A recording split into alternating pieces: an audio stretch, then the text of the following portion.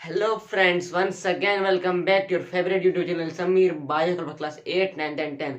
फिर से आपका स्वागत है आपका प्यारे से YouTube channel Sameer bio classes, जहां आपको मिलते हैं बायोलॉजी का content free of course, all सारा कंटेंट 8, 9 एंड और 10th का। तो आप लोग को पता होगा ये आप लोग 9 से 10th में जा चुके हैं, जिसका भी एग्जाम हो चुका है। तो वो अभी एक दो एग्जाम आगे पीछे होंगे या फिर कोई भी 10th में जा चुके हैं। तो बायोलॉजी को इम्प्रूव कैसे करना है और बायोलॉजी का सिलेबस क्या है क्लास 10th का, आज हम लोग उसको डिस्कस करने वाले हैं। So once again welcome back to my channel. तो सबसे पहले स्टार्ट करते हैं। तो सबसे पहले हम लोग सिलेबस देखेंगे, फिर हम लोग देखेंगे बायोलॉजी में, सिर्फ बायोलॉजी हम लोग कैसे 95% से ज्यादा स्कोर कर सकते हैं अपना बोर्ड एग्जाम में। सब कोई बोलता होगा क्या क्लास 10 बहुत टफ है, क्लास 10 बहुत टफ है। पर आपको हम जितना बता रहे हैं अभी, क्लास 9 से बहुत ईजियर है क्लास 10th। जो 9th में हम लोग बायोलॉजी पढ़े ना, तो उसमें बहुत थोड़ा वास्ट करके था। अब जो आप लोग क्लास 10 में बायोलॉजी पढ़िएगा ना, तो वो हमारा सिर्फ जो हम लोग का जो ह्यूमन बींग्स है, मतलब क्या आपके ज्यादातर आप अपना शरीर के बारे में ही पढ़िएगा। आपका जो 3 चैप्टर जो है ना, ये एक life process, control coordinate, heredity and evolution, ये जो 3 चैप्टर है आपका, आप अपना पूरे शरीर के बारे में उसमें पढ़िएगा। आप लोग का जैसे लाइफ प्रोसेस में बहुत कुछ बारे पढ़िएगा, अपना ह्यूमन बींग्स के बारे में, प्लांट के बारे में ज्यादा, मतलब क्या इससे हम लोग पढ़े थे, सेल पढ़े थे हम लोग, टिश्यू बहुत वास्ट चैप्टर टिश्यू, फिर डायवर्सिटी हम लोग पढ़े, फाइलम, किंगडम, ये सब पढ़े थे। तो वो थोड़ा मतलब क्या टफ था। पर 10th में वैसा नहीं है। अगर आप लोग हार्डवर्क कीजिएगा तो 10th बहुत इजियर लगेगा। और ऐसे भी 10th का बायोलॉजी इजियर है कंपेयर टू 9th। ठीक है, तो आते हैं हम लोग अपने सिलेबस पे। तो सिलेबस क्या है 10th का बायोलॉजी के लिए? तो सबसे पहले हमारा लाइफ प्रोसेस। तो हमारा पहला क्या है, लाइफ प्रोसेस। और लाइफ प्रोसेस में आप लोग सबसे बड़ा और सबसे वास्ट चैप्टर जो हमारा है क्लास 10th बायोलॉजी का, वो है हमारा लाइफ प्रोसेस। इसमें बहुत सारा डिटेल में आपको अपने बारे में पढ़ने के लिए मिलेगा। क्या मिलेगा? आपके अपने बारे में पढ़ने के लिए मिलेगा डिटेल में। प्लांट के बारे में, फोटोसिंथेसिस क्या होता है, न्यूट्रिशन क्या होता है, ऑटोट्रोपिक क्या होता है, हेटरोट्रोपिक क्या होता है, फिर क्या कहता है, फिर आप लोग ह्यूमन डाइजेशन कैसे होता है, रेस्पिरेशन कैसे होता है, मूवमेंट कैसे होता है, फिर ये सब चीज आप लोग पढ़िएगा इस लाइफ प्रोसेस में। तो ठीक है, तो फिर सेकंड चैप्टर जो आप लोग पढ़ने वाले क्लास 10th बायोलॉजी का, वो ह्यूमन रिप्रोडक्शन, जो सब लोग का फेवरेट होता है, सब स्टूडेंट का। तो हम लोग का ह्यूमन रिप्रोडक्शन, इसमें हम लोग 2 कैटेगरी में ह्यूमन रिप्रोडक्शन पढ़ेंगे।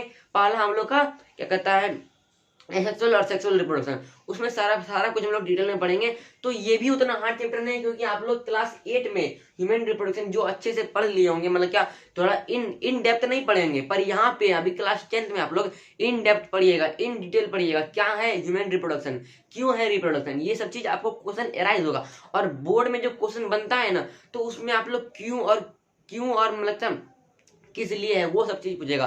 वाई एंड वाट, मतलब कि ये सब चीज एराइज करेगा। थोड़ा डेफिनेशन क्वेश्चन बेस्ड क्वेश्चन उतना नहीं आएगा।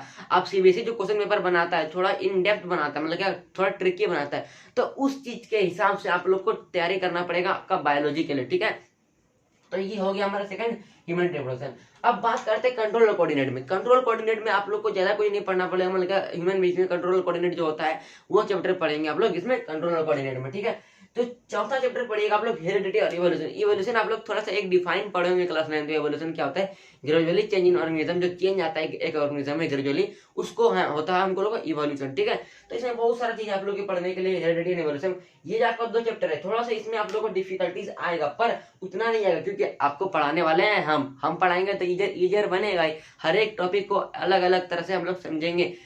एनसीईआरटी का लाइन बाय लाइन हम लोग डिटेल पढ़ेंगे। ठीक है, तो ये दोनों चैप्टर भी आप लोग का सिलेबस है।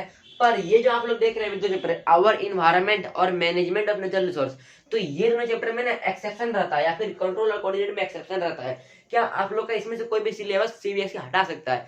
पर अभी हम आपको सीबीएसई के आने से पहले सिलेबस बता रहे हैं। क्या सीबीएसई के आने से पहले सिलेबस बता रहे हैं? अब सीबीएसई कोई हटाएगा या क्यों करेगा? हटाएगा तो जरूर हटाएगा, क्योंकि सीबीएसई का काम है हर एक साल या हर एक ईयर में, हर एक एडिशन में 1 या 2 चैप्टर वो कट ऑफ करता है सारा सब्जेक्ट का। आपका साइंस हो, आपका साइंस बायोलॉजी हो, फिजिक्स हो, केमिस्ट्री हो, आपका सोशल हो, कट ऑफ करता ही है। ठीक है, तो ये तो बात होगी हम लोग का सिलेबस का। चौथा 5वां क्या था हम लोग का? Our environment.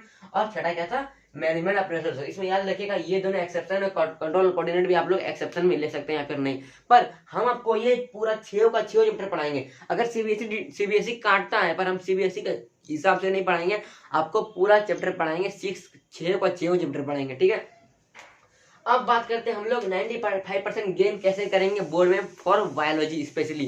ठीक है, तो हम यहाँ पे कुछ पॉइंट्स रखे हैं, 8 पॉइंट। अगर आप लोग को अगर 95% इंक्रीज करना है, 95% लाना है, या आपको यूनिट टेस्ट में लाना है, आपका क्या कहता है सब मतलब क्या इंटरनल बोर्ड में लाना है, या फिर आपका टर्म 1 में लाना है, टर्म 2 में लाना है, आपको सिलेबस ओवरव्यू हो गया। आप लोग का सिलेबस में क्या क्या हम लोग ओवरव्यू देख लिए। अब चलिए देखते हैं how to gain 95% in boards और बायोलॉजी।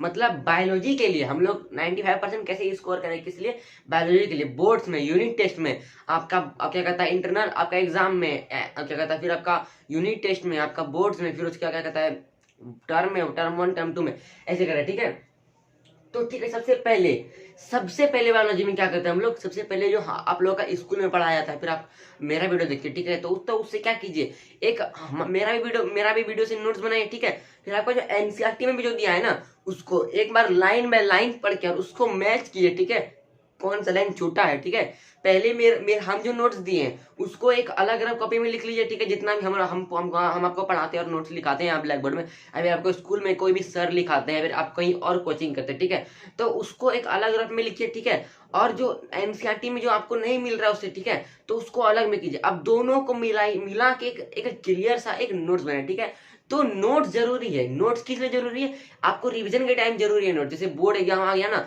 तो उस टाइम पे आप पूरा बुक नहीं पढ़ सकते हैं। उस टाइम पे आपके पास पूरा टाइम नहीं रहता कि आप पूरा एक बार फिर से एक बार पूरा बुक पढ़े। तो एक बार बुक नहीं पढ़ सकते, हम लोग क्या क्यों करते हैं, क्विक रिवीजन के लिए हम लोग क्या बनाते हैं, नोट्स। तो सबसे पहला क्या काम करना है आपको, बोर्ड्स में 95 गेन करने के लिए आपको नोट्स बनाना पड़ेगा, खुद का नोट्स, ना किसी का खरीदा हुआ, ना किसी का मतलब क्या, ना किसी भैया दीदी का पुराना नोट्स छाप के उसी को पढ़ रहे हैं, तो आपको कुछ पता ही नहीं चलेगा उससे पढ़ रहे हैं। तो खुद का नोट्स बनाने से एक सेल्फ डिपेंडेंट फीलिंग आती है। हाँ, ये मेरा नोट्स है, हम जो लिखे वो सही ही होगा। ठीक है, तो नोट्स बनाना है हम लोग को और रिवीजन करना है। अगर आप एक चैप्टर मान के चलिए, अभी हम आपको पूरा लाइफ प्रोसेस पढ़ा दें। ठीक है, फिर आप लोग सारा चैप्टर पढ़ लिए, फिर सारा चैप्टर लाइफ प्रोसेस पढ़ के छोड़ दिया। ठीक है, तो उसके बाद आप लोग ह्यूमन रिप्रोडक्शन पढ़ने लगे। फिर आप लोग जब लाइफ प्रोसेस का क्वेश्चन आएगा तो आपसे क्वेश्चन नहीं बनेगा, 110% गारंटी आपसे क्वेश्चन नहीं बनेगा। अगर आप जिसको पूरा मतलब क्या दिमाग में चले गया है तो उससे ही बनेगा, अगर जिसको नहीं गया है। इसलिए रिवीजन जरूरी है हर एक ऑल चैप्टर का, मतलब कि पीरियोडिकली एक चैप्टर जैसे खत्म हुआ फटाक से रिवाइज कर लेते हैं, नोट्स जो हम बनाए। एक चैप्टर खत्म हुआ या तो बुक से रिवाइज कर लेते हैं, नोट्स रिवाइज कर लेते हैं, या जो आपको लिखाया गया है स्कूल में उससे रिवाइज कर लेते हैं। तो हर एक चैप्टर के बाद आप लोग को रिवाइज करना है। ठीक है, तो ये ऐसे करना। और be regular at your study, मतलब क्या, रेगुलर रहना है आपको, कंसिस्टेंट रहना है। मतलब क्या, ये नहीं कि अब एक दिन पढ़ लिए फिर 4 दिन के बाद पढ़ेंगे, एक दिन पढ़ लिए 4 दिन के बाद पढ़ेंगे, ऐसे करके नहीं। आपको सिस्टमेटिक तरह से पढ़ना है। अगर आपको थ्रू आउट द ईयर मतलब कि सिस्टमेटिक पढ़ लिए तो 95% गेन करने से कोई नहीं रोक सकता आपको बायोलॉजी में।